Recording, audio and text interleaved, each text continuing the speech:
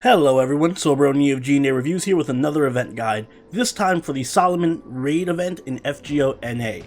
Just like with all my guides, this is going to be a very in-depth guide covering everything in the event, so if you want to skip ahead, I have timestamps in the description below so you can jump ahead to whichever part of the video you need the most.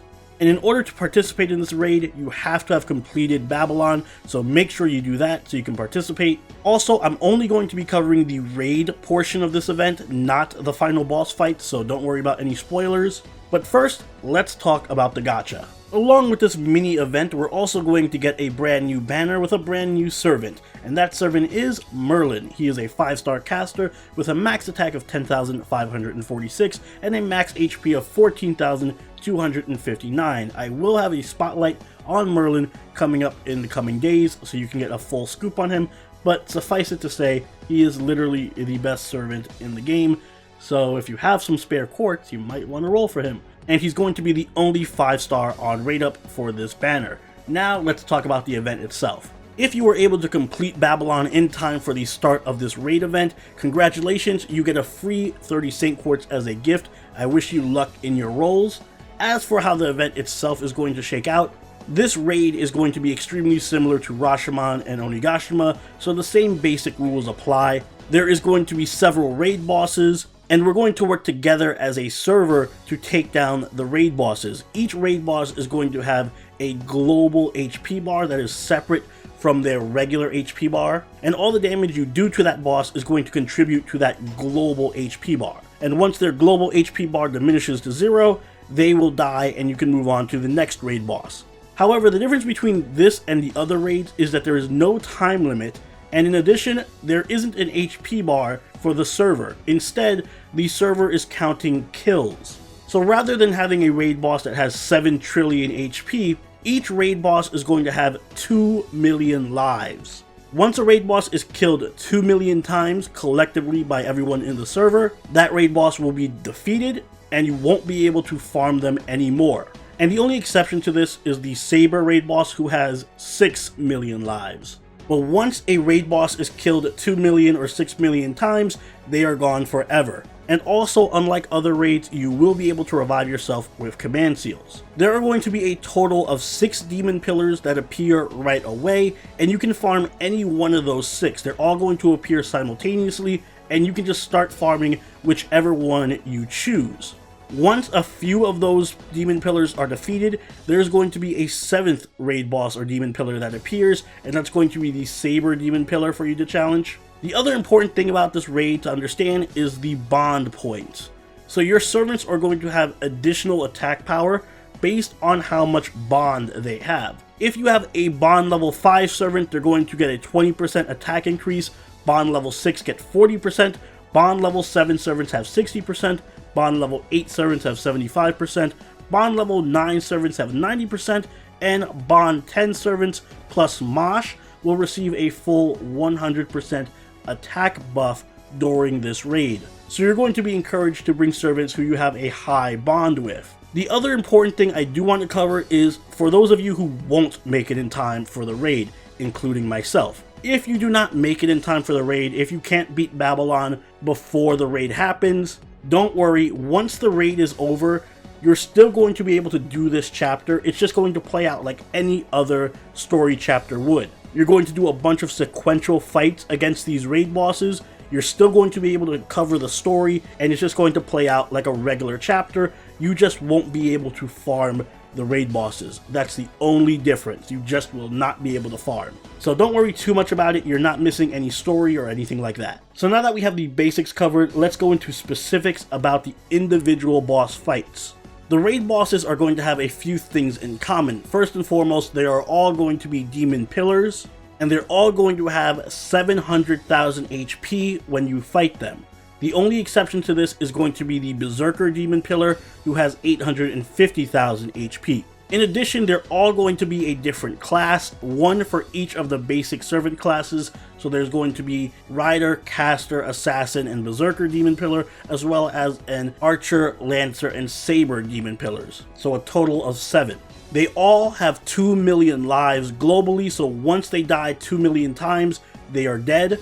Except for the Saber has 6 million lives. Other than that, there's another unique mechanic that they share that is different from all the other raids, in that they can buff each other. Each demon pillar is going to have a special support effect attached to it that it has a chance of giving to another demon pillar anytime you face it. So for example, the Lancer demon pillar has a special arts down debuff, and what that means is anytime you face another demon pillar besides the Lancer, there is a chance that your party is going to be hit with arts down. And that's true across the board.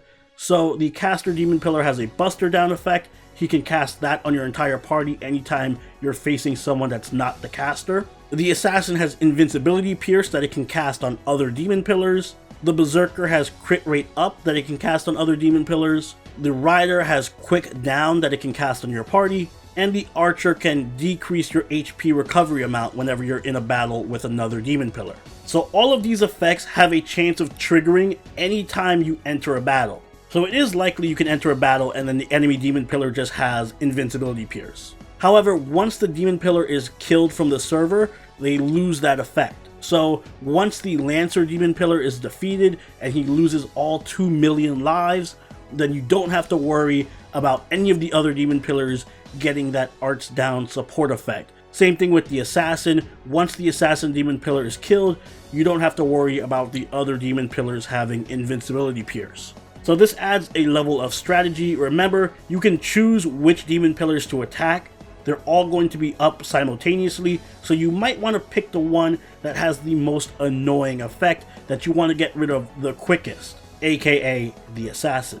So now that we understand how they work as a group, let's talk about them individually because they all have different skills and play styles. First up, we have the Lancer demon pillar. When you defeat him, he's going to be able to drop Reverse Dragon Scales, Chaos Talons, Octuplet Crystals, and Hero's Proof.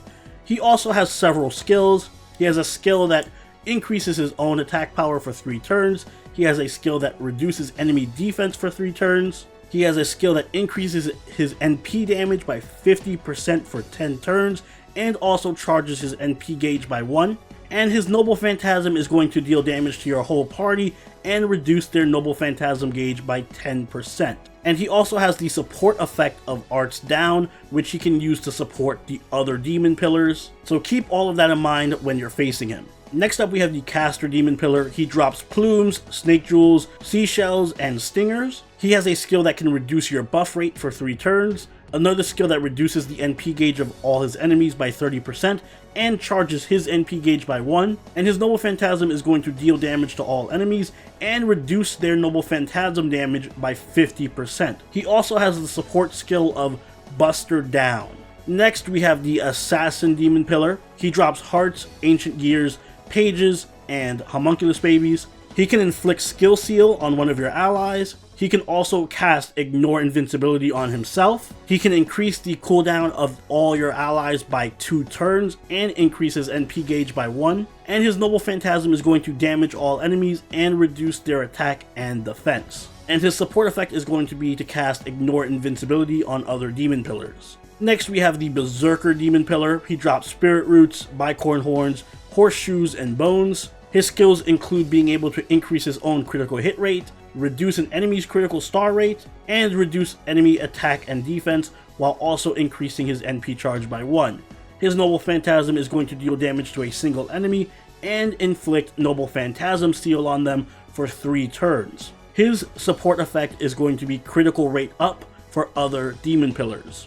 Next up, we have the Rider demon pillar. He drops lamps, scarabs, medals, and chains. He has skills that reduce an enemy's NP gauge, increase his own NP charge by 1, and one that recovers 100,000 HP and increases his own NP charge by 1. His Noble Phantasm will deal damage to all enemies and reduce their NP gauge by 20%. And his support effect is going to be casting Quick Down on all your allies. Next up, we have the Archer raid boss. He drops Gallstones, Black Tallow, Yggdrasil Seeds, and Dragon Fangs. His skills include being able to reduce an enemy's maximum HP for 3 turns, charge his own NP gauge by 1, and he can inflict instant death to one of your allies and increase his own NP charge by 1. His Noble Phantasm will deal damage to a single enemy and reduce their maximum HP, and his support effect is HP recovery down, on all your allies. And finally, we have the Saber. He's going to drop Primal Lanugo, Tearstones of Blood, Lanterns, and Void Dust. His skills are going to be able to increase his own critical hit rate, increase his own attack power, and he can also remove buffs from all your allies and increase his own NP charge by 1. His Noble Phantasm is going to damage a single enemy and remove all of their buffs. And thankfully, he doesn't have a support skill. And that's everything you need to know about the raid bosses. Let's talk strategy now. So when the raid starts, what you should do first is farm whichever demon pillar is going to drop the materials that you need. Remember, 6 of them are going to be available right off the bat, so you can choose where you want to farm at. Keep in mind that these demon pillars have 2 million lives. Once they lose all their lives, they're dead forever. So you're going to want to farm what you need immediately. And because there's no real time limit for this event, once the demon pillars are dead, they're dead. It's hard to tell which demon pillars are going to go down in which order. However, it is extremely likely and pretty much guaranteed that the first demon pillar to die is going to be the assassin Barbatos. The reason for this is he grants the most annoying support skill by far. Giving other demon pillars the ignore invincibility buff is insanely detrimental, so he's going to be targeted immediately. In addition to that, he also drops hearts, gears, pages, and homunculus babies, all items that are in great demand. He could not be a bigger target if he tried.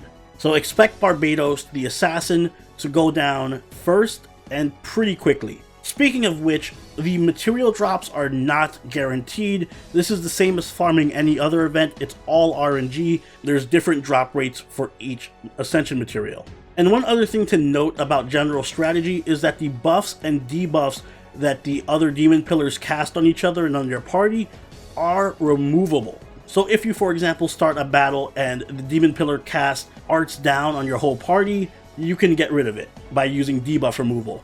If the demon pillar comes into the fight with Ignore Invincibility, you can also just remove his buffs. So all of the buffs and debuffs are removable. That's very important to keep in mind. The other important thing is that the debuffs only hit your front row, not your back row. So when you're going into battle, one important strategy is to always have someone in your team who can remove buffs and debuffs. And if you don't have that, make sure that you have your heavy damage dealers in the back row so that they don't get hit with any crazy debuffs. As far as strategy goes for which servants to bring with you, you're going to want to bring your highest bond servants, and of course it depends on which class of raid boss you're fighting. The one thing you're going to need above all else is servants that have debuff or buff removal. This includes Media Lily, Marie Antoinette, and Martha, because they can all remove debuffs. Amakusa, Media, and Martha again can remove enemy buffs. And Ibaraki is a fantastic choice because she can remove her own debuffs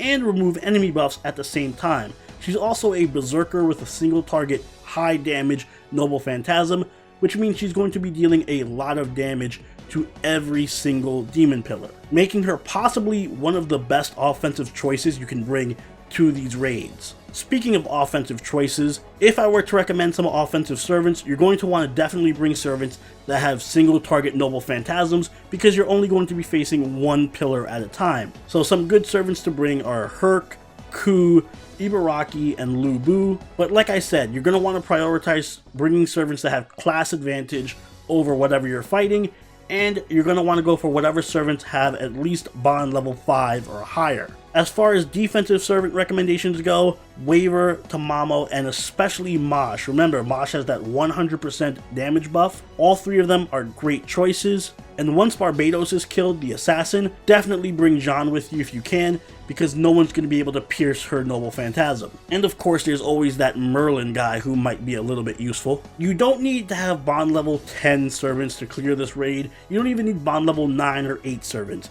Bond level 5 and 6 are perfectly fine. You're just going to be doing a little bit more fighting than normal. So don't feel pressured to have bond level 10 servants to do this raid.